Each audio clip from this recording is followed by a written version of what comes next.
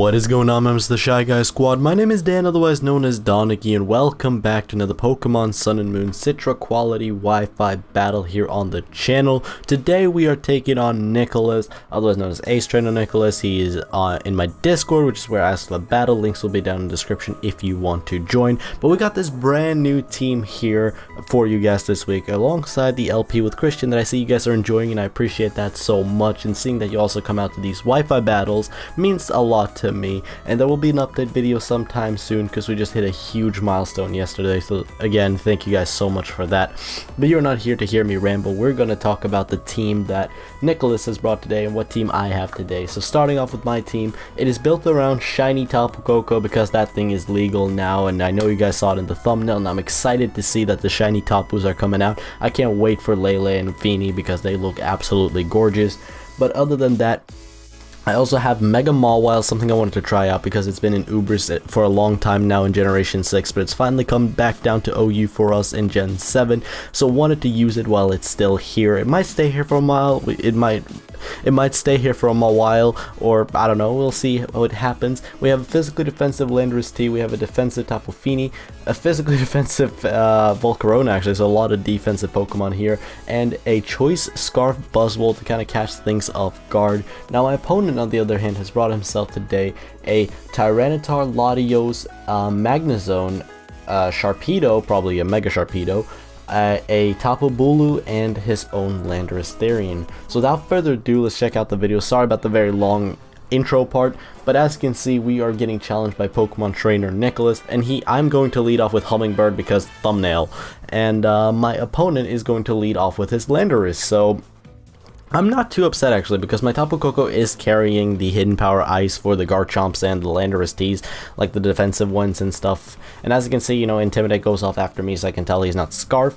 I assume that the abilities work like that as well, so I'm just going to pop off a Hidden Power Ice turn 1 here, and I am going to benefit from that as I knock out this Landorus T turn 1, which is absolutely fantastic for us. He might have been a Rock Polish set, like the Rock Polish Sword Stance with Flynium Z's Fly and Earthquake, or Stone Edge Continental Crush. Either one he could have been, so I'm not sure if he was offensive or defensive. I had a roll to kill him if he was defensive, but I'm going to U-turn here on the Tapu Bulu because I don't want to catch a Woodhammer or anything like that, so he's going to send in the Bulu here. I'm going to U-turn. I get a crit, luckily for me, very unfortunate for my opponent, but I'm going to switch into Buzzwole here. The Ancient Gear Golem has risen, and he's ready to mechanize melee the entirety of my opponent's team. Like, there is nothing that safely switches into Buzzwole on his team, and me knowing... Now I'm going to make a bit of a prediction this here turn. Now this team I performed really well with, so you guys are going to see a lot of good results with this team. Just spoiler warning right there, but I did perform really well with this. But I'm going to make a prediction right here. I know he's not going to stay in potentially catching a Poison Jab because that's a common thing that Buzzwole runs. It's also stab, is neutral, and does a lot of damage. So he's going to switch into Magnezone, which you guys can see, that thing is shiny. That thing is really, really shiny. But I'm going to go for a superpower as his Chople Berry pops, and that is going to weaken this Magnezone severely. But luckily for him, he has the grassy terrain, which for slight recovery, but I can also take advantage of that. So my Buzzwole's Horn Leech damage, if you even want to call it that, is also going to be recovered. But with that, I want to switch out of here. I don't want to catch, like, if he's Scarf or anything like that, so he's going to swap out here and go into his Tapu Bulu. Like, if he Scarf or outsped me by any means, oh, I guess I did stay in, actually. Oh, that's later. That happens later. But I'm gonna go for another superpower here because I felt since I was Scarf, I could have knocked him out. I know that Magnezone doesn't outspeed Bulu or Buzzwole because Magneton is like base 70, and then Magneton is 70 when Magnezone is like 60. So I know that my Buzzwole would have outsped. That's why I stayed in. But I'm going to withdraw right here my Buzzwole and switch into my Yuya Sakaki. Ladies and gentlemen, I've been watching Arc 5 right now. It's absolutely great, and I felt like it was a cool name for Landorus. But he reveals the Zen Headbutt right here, and I am the Rocky Helmet Landorus. So that's probably the weakest move he could have gone for against me, and I will take that with pride, because that's probably his only way to hit Tapu Bulu. Or Tapu Bulu, I say, the only way to hit Buzzwole, and of course it didn't really work out. And based on how he's playing, I'm assuming he's some sort of a choice variant, probably Scarf, because I don't see the banded damage from that, not from the Horn Leech he did against my Buzzwole either, because I'm not really invested in HP or defense. So I'm expecting him to be a Choice Scarf variant. As he goes for Defog here with Latios, I kind of got a impression from later play that he might have been Choice Latios as well, but I'm not really sure. I'm going to go for U-turn here, which does a clean like 60-65%, showing, I mean, standard Latios, and I'm going to switch into TAPU KOKO because, you know, felt kind of safe. Because if he is like some sort of choice lock in any fashion, I do outspeed him. And, well, or he can't touch me because he's locked in defog. So, he's going to switch into Magnezone here, which is fine by me, to be honest. I'm just going to go for a U-turn here and try to pick up some momentum again. Because I figured he would switch, but I wasn't sure into what exactly. And if he stayed in, I would have knocked out his Latios as well. And I would have had a very clean switch into my Buzzwole. So I'm going to go into Buzzwole right now, and I'm going to make a bit of a miniature prediction because I feel like he's not going to stay in. I could have gone balls to the wall and clicked Poison Jab right here, but I didn't want to risk it in case he stayed in. So I do smack off the fattest of Icy Punches as the Grassy Terrain sets up here. So you guys are about to see Buzzwole about to freeze his fist down with those muzzles and just punch the crap out of Bulu. Jeez, I felt bad. And then to top it all off, I get the freeze. Now this freeze is actually not that important. As you guys are going to see next turn after this Grassy Terrain recovery that I get first and he gets after, so I know if he is Scarf I outspeed him.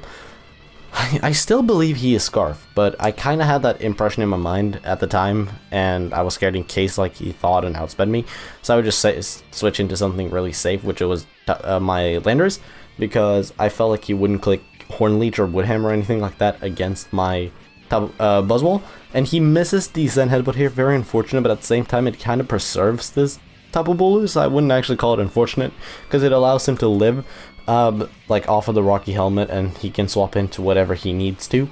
And I can just go for another U-turn here. I can just pivot around his team in whatever way I need to, so I'm feeling very comfortable in the current position I'm sitting in. And I'm going to switch out into my Buzzwole again, and I know that he's not going to risk this now. His Buzzwole is way too weak. His Latios is too weak. His superpowers switch-ins now. Ladies and gentlemen, this could have been Yuya as well. Ladies and gentlemen, he is far too weak to switch into a superpower, so what is Buzzwole going to do? It's going to shove his fist in through every Pokemon that Nicholas has on his team. Like, that is not even a joke. When Buzzwole goes for superpower, he's literally taking that fist, he's pumping him up, flexing, and then just slamming it through the Pokemon. Very graphic image, I know, but that is just how it goes. So next up in comes the Latios, and I know that this thing cannot live a superpower from this range. So I'm just going to lock up that fist again and just slam it through Latios as well, and then this Eon Dragon just drops too. So that's 2 down by the hands of Ancient Gear Golem and his mechanized melee. So he's just going to get that attack raise, you know, keep it nice and steady. You got a -2 defense, neutral attack. In comes Sharpedo.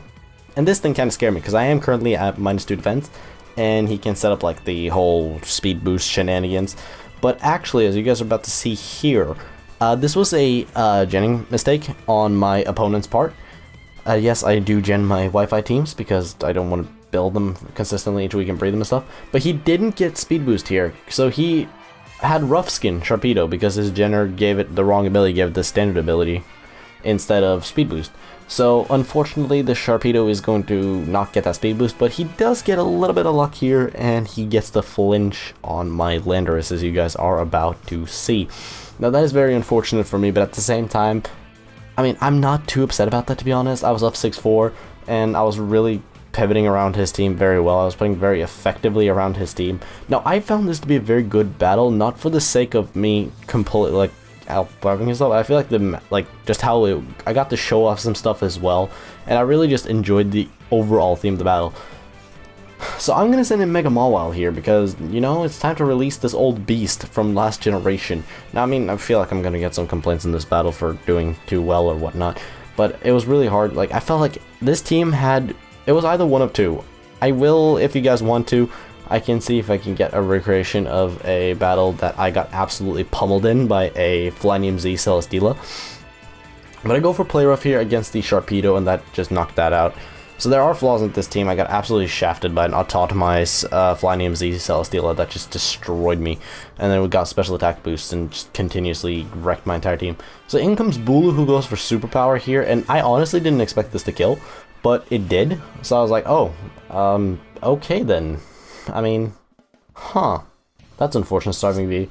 By the way, Starving V stands for Starving Venom. It's named after Starving Venom Dragon from Arc 5. It's Yuri's dragon or whatnot. I would explain my team, like my nicknames a little bit better, but I don't know if you guys are too interested. If you want to, leave it in the comments and I will do in the next battle. But instead, for now, I can explain them if you guys want to.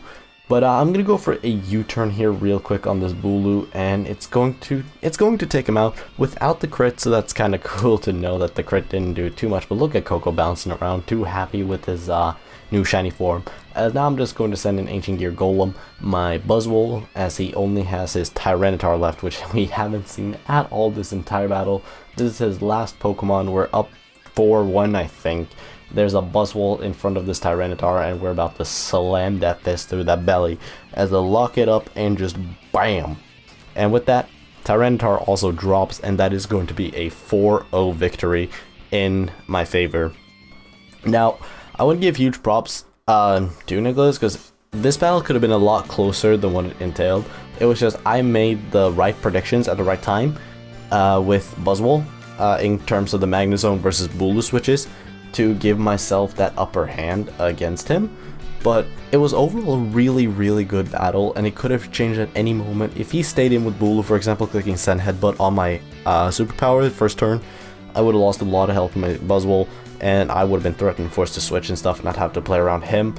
If I clicked Ice Punch and he stayed in with Magnezone, he would have just killed my Buzzwole, and one of the biggest threats to his team would have been gone. His Tyranitar would have had a way better chance at my team.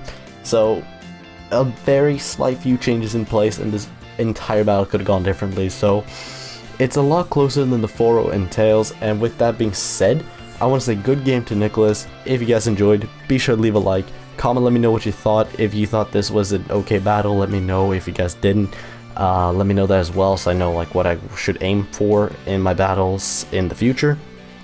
But with that being said, thank y'all for watching, have a wonderful day, and I hope to see you guys next time.